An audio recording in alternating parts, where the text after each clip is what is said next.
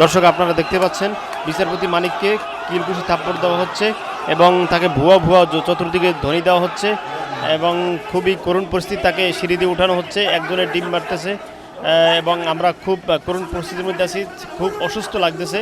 গতকালকে তাকে ভারতের বর্ডার থেকে বিএসএফ তাকে রিসিভ করছিল এবং তার হাতে গরুর রশি বাঁধা ছিল, আপনারা ইতিপূর্বে ভিডিওতে দেখছেন। তো ইতিপূর্বে তাকে সিলেটের সিএমএমকে আদালতে যখন হাজির করা হয়, তার মাথায় উপরে ডিম মারা হয় এবং পিছন থেকে বিক্ষুব্ধ জনতারা কিল ঘুষি মারতেছিল।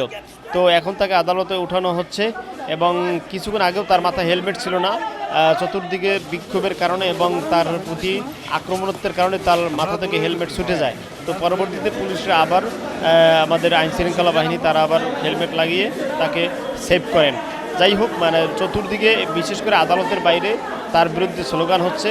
এই সেই বিচারপতি মানিক যিনি আল্লামা দেলোয়ার হোসেন সাঈদী হুজুরকে বিনা অপরাধে ফাঁসির মামলা করেছিল, ফাঁসির দায়ে দণ্ডিত করেছিল এবং জামাতের হাজার হাজার কর্মীদেরকে তিনি বিনা অপরাধে জেল খাটিয়েছিল।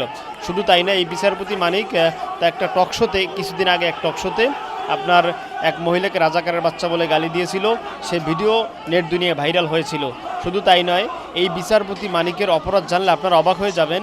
এই বিচারপতি শামসুদ্দিন মানিক, যাকে কালামানিকও বলা হয়ে থাকে, তিনি ছিলেন আওয়ামী লীগের একজন গুপ্তচর।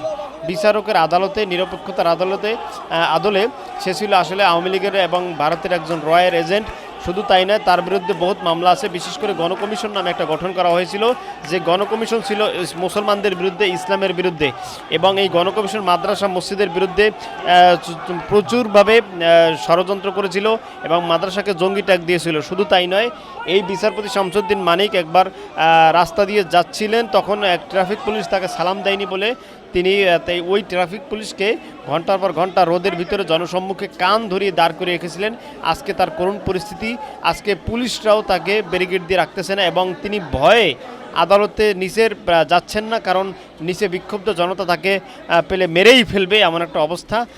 যাই হোক, এখন আমাদের এই বিচারপতি শামসুদ্দিন মানিকের ভবিষ্যৎ কী হবে এবং তার বিরুদ্ধে কী কী মামলা রুজু হচ্ছে সে ব্যাপারে আমরা পরবর্তী ভিডিওতে জানিয়ে দেবো। ঠিক আছে, এখন তাকে প্রিজন ভ্যানে তোলা হচ্ছে। সকলে আমাদের সাথে থাকবেন। আসসালামু আলাইকুম।